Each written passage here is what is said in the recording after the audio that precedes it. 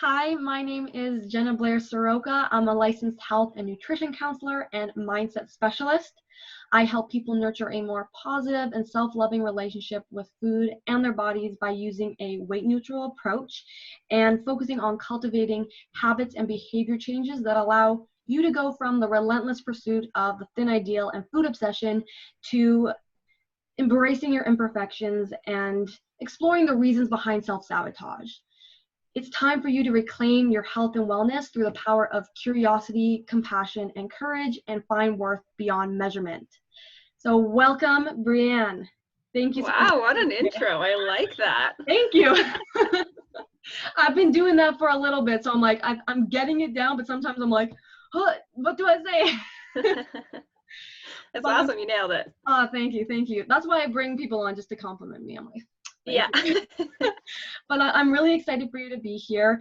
Not only, I love to shout out fellow Canadians because in the social media world, there's a lot of people that we're connecting across borders, which is great, but I love going back home, homegrown nutritionist. Let's get it. Yeah. So could you tell everybody who's watching a little bit about yourself, what your story is, and what did your relationship with food and your body look like growing up? Totally. So, hi, I'm Bri, or Brianne. I like Bri better. And I'm a dietitian. And so I have a long history of food and body stories. So I'm trying to keep it brief as much as possible. But my background essentially and my interest in nutrition always came out of sports. And so growing up, I was always super active, but I was always also one of the bigger athletes. And so my sport was volleyball. And so if you can imagine, wearing spandex and tight uniforms was not necessarily helpful for body image or for feeling like you fit in because, it's just kind of the uniform doesn't help. And in a lot of different sports, it's very similar. So a lot of my body issues started before that, but were kind of brought more to the surface in high school when you're really worried about what people are thinking about you because of kind of those things. But before that, I remember growing up as the kid who was a little bit the bigger kid, the chubby kid, and being made fun of a lot when I was growing up. And, there's even a point in time where my mom told me a story about how I had asked to go to the doctor, and she said, "How come?" I said, "Because I'm too fat. Like, I need to lose weight." And I was really upset about it. And so I don't have a very awesome long-term memory, and I'm sure part of me is probably not wanting to remember those things because they're very hurtful. But I know that was something I struggled with way before high school as well. So that, coupled with my sport, also coupled with being somebody who, as growing up, going through your hormonal changes and everything like that, I developed a lot of stretch marks when I was even before high school. And to me, I had never seen stretch marks on a woman other than whether they had kids, right? So in my eyes, I was like, there's something wrong with me, right? And I was embarrassed of how much I had grown, or that I was too fat, or that, because I had these stretch marks. And so for a very long time, I hid them. I was the type of person who never wore a bikini until well into my 20s. And it was something that was very traumatic for me. And I had no idea that, my skin just isn't very stretchy. It's just not that elastic. And that varies from person to person. And I just never really understood that, because all you ever see are these perfect bodies and no stretch marks. And you hear that how bad they are and how people want to avoid them at all costs. And so those are the three things that I feel really contributed to some of my body image issues. And with food, I've always loved food. And I think that's something a lot of my clients say too. They're just like, "Oh, but I love food." I'm like, there's nothing wrong with that, right? But when you grow up feeling like there's something wrong with you physically, food is one of the number one things that you go to this is why I'm overweight. This is why there's something wrong with me. People don't like me. I eat too much. And I always struggled with overeating, feeling like I couldn't stop eating, traditional play foods like chips and cake and stuff like that. And not really knowing why, but just because I was so active, I feel like I didn't care. So even though it was an issue underneath the surface, I don't think it became an issue until later, until I was in my 20s and started to hear more about diet culture and about how dieting was a thing. So I don't think I ever dieted as a kid, but I also never had a really good relationship with food either. So Right. that's kind of my story. Yeah. Yeah, there's a lot that, well, first of all, thank you for sharing. And second of all, you bring up some excellent points about, you know, being in the sport world and how you were going through and being impacted by diet culture messages, but the behaviors didn't really manifest regarding exercise and stuff until post the sport, because now exercise is seen in this culture as a very easy way to control the body. Yet it's just that message that we receive that's creating a more negative relationship with movement in the first place.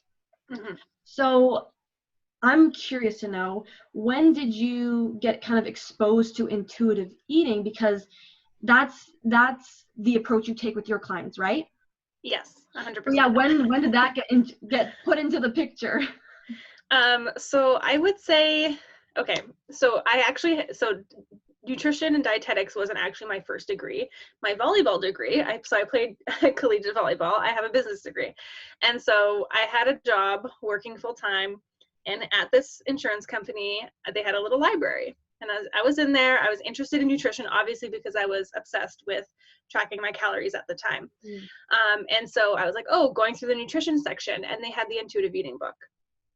And I still have it to this day. Don't tell them. And so I stole it off their shelf. I stole it. I took it out.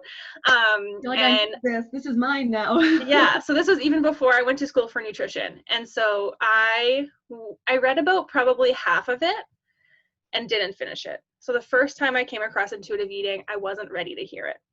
I was fully in diet culture mode. I was fully in dieting mode. And I thought that nutrition was the way for me to change my body and the way for me to have a good life and to be healthy. And so I couldn't even like take it seriously. Like I was reading it, I'm like, that sounds nice, but like that's not going to work for me. So put the book down, decide to go back to school for nutrition, go through my entire nutrition second degree in diet mindset, in diet culture. And I only really came across it again, I would say like the year after I graduated. In Manitoba, you do an internship after you graduate to become a dietitian. And so during that internship, I thought I was going to be working with athletes. Like this was always going to be my thing. That's my background. I'm an athlete. Yeah. And the more that I began to work with athletes and the more that I began to work with other dietitians who work with athletes, the more I realized that disordered eating and eating disorders is like rampant in this sport, like in the sporting world. And not just that, but it's everywhere. And so I feel like sport kind of opened my eyes to disordered eating, and that it wasn't just me, and that I wasn't like this crazy person or like out of my mind. And then I kind of reminded myself of intuitive eating. I started following more dietitians on Instagram, and I dove right back in head first, and I have never looked back. So it took a couple of exposures, I will say. Yeah, I think that's the experience for a lot of people as well, because we're so immersed in diet culture, because diet culture is just so pervasive everywhere, and it intersects with like racism and fat phobia and transphobia, like all the stuff in there. And so when you're trying to peel back the curtains and trying to like be like, okay, how can I exist outside of this? It's really scary, and we want to kind of go back to the safety of what diet culture brought us, which I don't know if you can relate to that a little bit. Oh, for sure. For me, it was a confidence thing, and for me, it was all about, you know, attracting someone, like a partner. So for me, being in a thinner body, like I had the mask of it's for health, but on the inside, it was really about self-confidence and self-love and acceptance and love from other people, and finding a partner, because I was never confident in myself and my body before that. I was, you know, and I always thought it was because of my body, that I had never had a boyfriend until I was like into my 20s or whatever it was, right? Like I had always blamed my body for that, and yet there are so many other reasons why that could happen, right? Like who, like, you know what I mean? So that there's that comparison game too. So I think for me, dieting was kind of my answer to confidence and self-love. And I just thought that it just took me further away from that in a weird way. So once I was able to see that my self-confidence and my self-love comes from inside and not my body, then that like changed the world for me. But it was really, really difficult to see that and to accept it, because a lot of people, and this is what I talk a lot with my clients, is that they understand it intellectually, like, I know I'm more than my body, and I know that like I'm worth it or whatever, but they don't believe it, they don't feel it.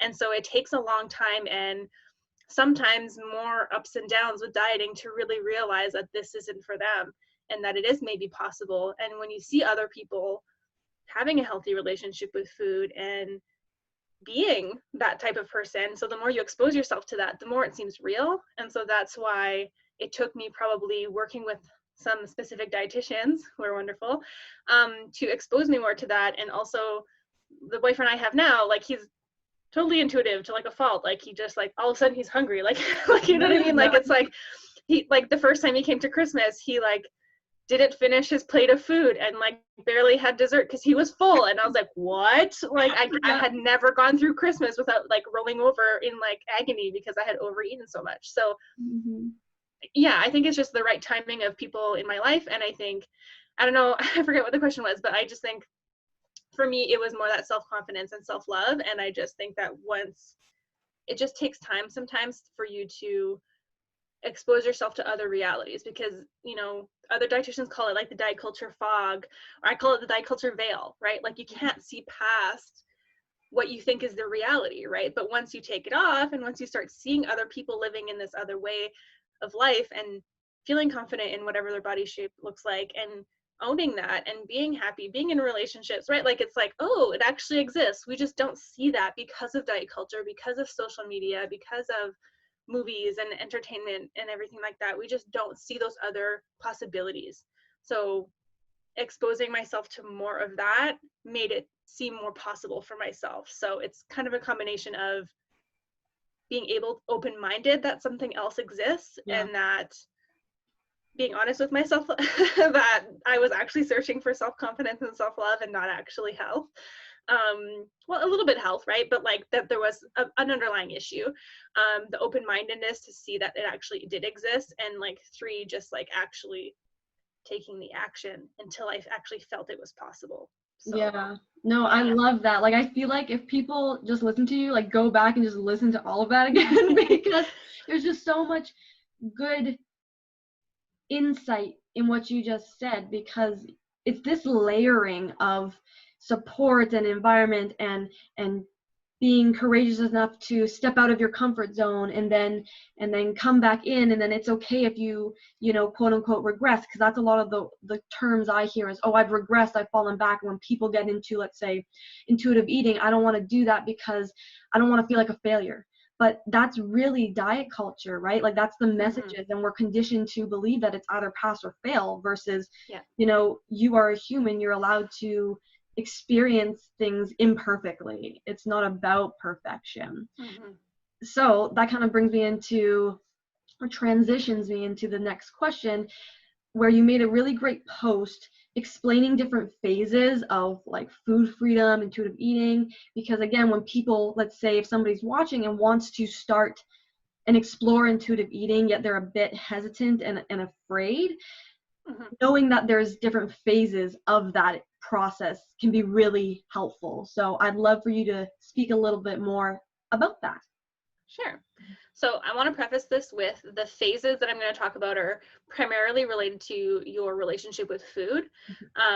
The body image piece. So this is what I love about intuitive eating, is that we also talk about body image and exercise, because all the 3 of them are so intertwined in diet culture, right? Like we said, exercise is kind of, I used exercise as like this band-aid to my overeating, and over-exercising was part of my story, and also it was because I didn't like my body, right? So they're all intertwined.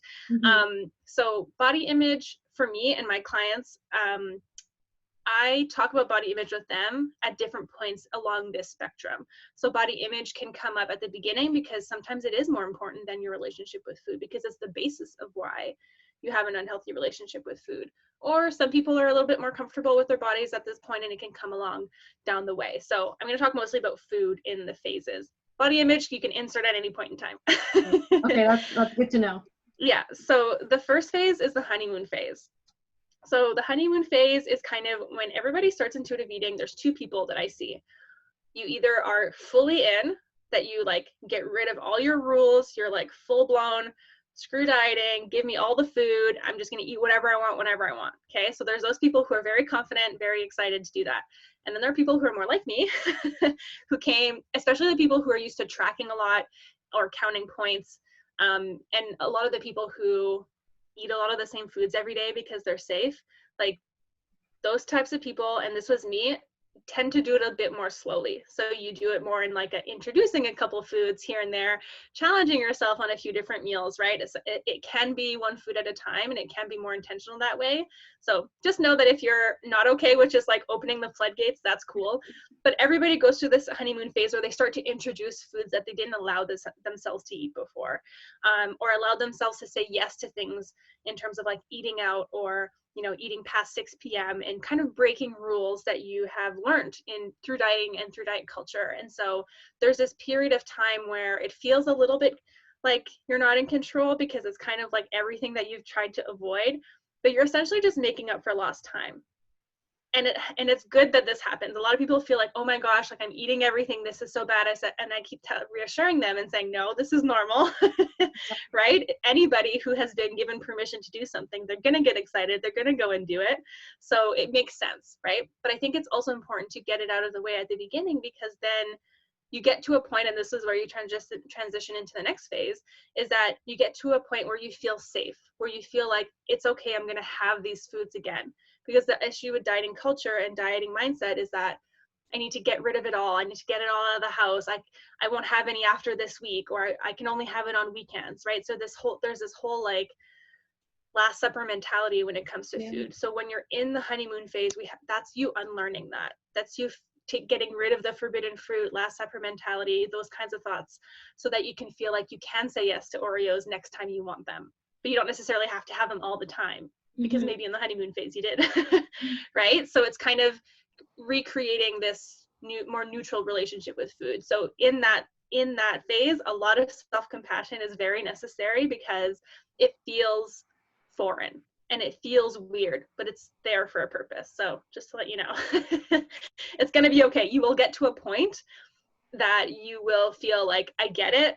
A lot of people get to a point where they don't feel great because they've been eating whatever they want, whenever they want. And then I'm like, perfect. That's exactly what we want, because now we get to know that this isn't the way you want to eat, right? And that's the fear a lot of people have with intuitive eating, is like, well, how do I even know I won't just like go overboard? I'm like, if you pay attention to how you feel, and I help my clients with that, then that's when you'll know. Yeah. Right. So everybody gets to that point where they're just like, okay, I get it. I'm over it. Like I've had enough. Right. So if you think you're going to eat chocolate cake 3 times a day, every day, I promise there will be a point where you're going to be like, I don't want this anymore. Yeah. Just like every kid who eats like only chicken nuggets, after a while they'll eat something other than chicken nuggets, right? Exactly. So that's the first phase, and that's where I do a lot of mindset with rules and breaking rules and everything like that with my clients, and that's why mindset and introducing new foods is so important. So the second phase is the intentional phase. So this is kind of where you feel more safe around those foods. So you're starting to feel more neutral with your foods. You're starting to feel like you feel safe around them. And then this is where you kind of transition into starting to listen to your internal cues, right? So this is where, okay, now I'm understanding that I can eat the foods that I want to eat. Let's start listening to hunger and fullness, because that also impacts, how you feel about food. So that's where I start to transition them into.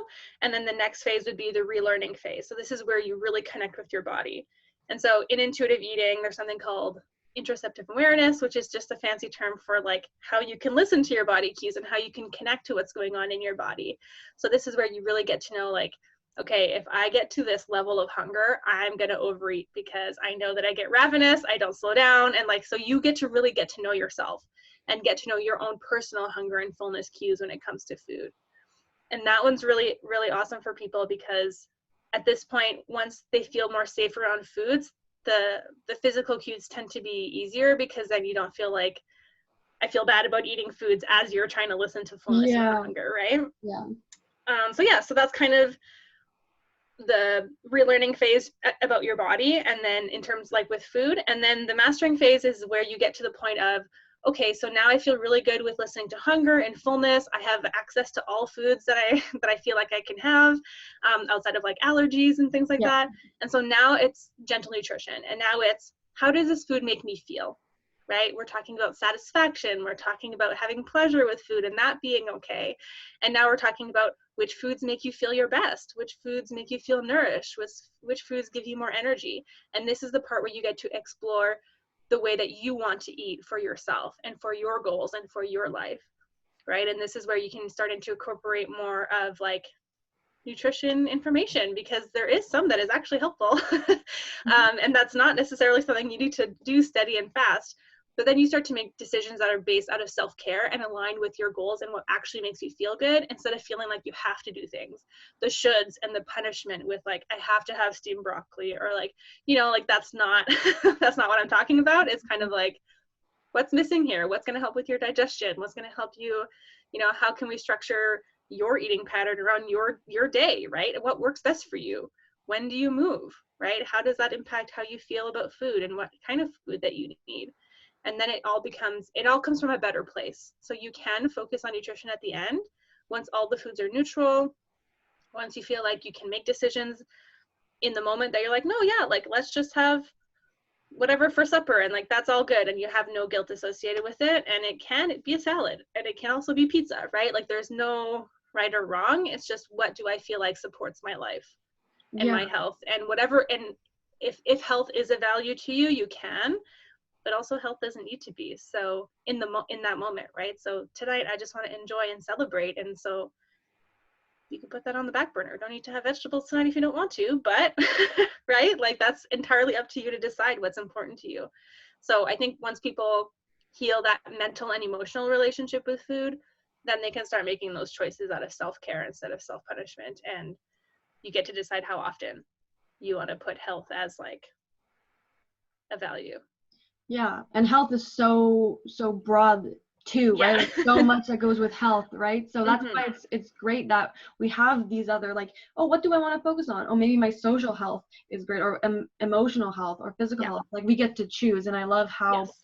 you broke down these phases to say that to get to that place where you can make decisions that are best for you, you really need to feel safe with food. And when you don't feel safe with food, which comes from restriction, restrained eating, all of this deprivation, it doesn't give you, it's like climbing up it's going uphill, essentially, trying to find freedom with food when really you're just like in the back of your head being like trying to push yourself back down, saying, no, you can't do this. Like it's not safe. So love that. Again, another point for people to rewind and go listen to that. Going back and forth. Bri, thank you so much for this interview. I really enjoyed this. I love talking to people in this space because it's not like it's new, but it's just not talked about in the mainstream as much as it should be. And it's getting more prevalent. And the freedom and the amazing feeling that comes from tuning into your body is so incredible, and I'm glad that people got to hear you speak to that. So thank you. Yeah, of course. Thanks for having me. Yeah, so where can people, actually before I go, no, I'll do that and then I'll have some other questions. Sure. So first off, where can people find you if they want to learn more about what you do, work with you? What's the best way? Yeah, so the best way is just through Instagram, I think. You know, it's just, I'm at nutritionist.bri. And so send me a DM there, follow me there. I do have a website, bricollettenutrition.com. You can also find me through there. I can send you the link if you'd like. But yeah, send me a DM on Instagram. I'd love to connect and support you if you are looking to heal your relationship with food and body. Love it, love it. And I will definitely put that information in the description of this video so people can access that too. Perfect. So to wrap things up, I have a couple more fun questions that are outside of nutrition and whatnot. So the first one is, are you the type of person who does your dishes right away, like they're in the sink, they're out of the sink, or do you let them build up over time?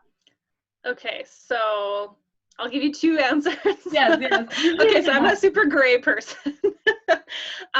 So when I met my boyfriend, I do them right away for the most part because he doesn't have a dishwasher. And he also has roommates. So there's very limited plates and cutlery. I don't know. They only have 4 forks and there's 4 boys living in this house. Anyways, so I mostly do the dishes right away at his house, at least the same day. Right. When I'm on my own, I tend to let things pile up or put them in the dishwasher, and then I might do it every other day. I don't necessarily do it every day if it's just me, I think. Yeah. I think when it's with other people's stuff, it's just like, it just feels more compelling. Like, I gotta get this out of the way. Especially with 4 forks. Like, do they have little initials on them? No, and like, so they all interchange. I don't understand. Like, I literally, their next gift is gonna be like a cutlery set. I don't know. Yeah, there we go. Oh my gosh, that's hilarious. Okay, next question. If you could travel back in time and tell your younger self one lesson that you've learned over the years, what would it be? Oh my gosh. The bigger question. Yeah, I think it would probably be about body image. Like, I would really tell her that, I know I tell my clients all the time, like, the meat sack that you're in, like, you are so much more than that. And like, I say that in like a funny way because that's just my way of doing things and like just making light of things. But I think it's true. I think I wish my younger self would have known that she has so many other qualities and so many other aspects to who she is and what she's capable of that have nothing to do with her body. And I think for a very long time, my sport was my identity. And so I think that even going through that breakup was very difficult. So I wish I would have known that before, and while playing volleyball also, that like I'm also more than that. So yeah. Yeah, I love that message, especially if anybody's watching too who is younger, who is in a sport. I think they'll resonate with you, which is great. And then lastly, what's your favorite quote? Or do you have a quote that's been on your mind that's been really speaking to you lately? Yeah, I mean, I'm always doing like mantras and affirmations in my head, so I'm sure I pick them up from all kinds of people. But I actually posted one the other day that I really enjoyed from Demi Lovato. So she said, "I'm not going to sacrifice my mental health for the perfect body." And I think that that just really speaks to health as a whole and how important mental health is and emotional health is. And that's what I truly believe. And also, there's no perfect body. So yeah, that one I think is really hit home for me. So. Yeah, because we're all just in some meat sacks, right? Yeah, you're right. It's just the vehicle we're in. Yeah. Oh my gosh, I'm gonna use that a lot more now. I love that. It's hilarious. Yeah. You're like, Bri said it. Bri said it. Okay, so again, thank you so much for this interview. I really enjoyed it. If whoever's watching, I'd love to know what your biggest takeaway was from this interview. Leave it in the comments below. You can definitely reach out to me, or I'm sure Bri would love to hear from you as well. Yes, 100%. Yeah, and make sure to get on my mailing list. That will be in the description of this video too, so you can be the first to know about interviews like this, receive additional resources to help you nurture your body through curiosity, compassion, and courage, and find worth beyond measurement. I will see you next time. Bye. Bye.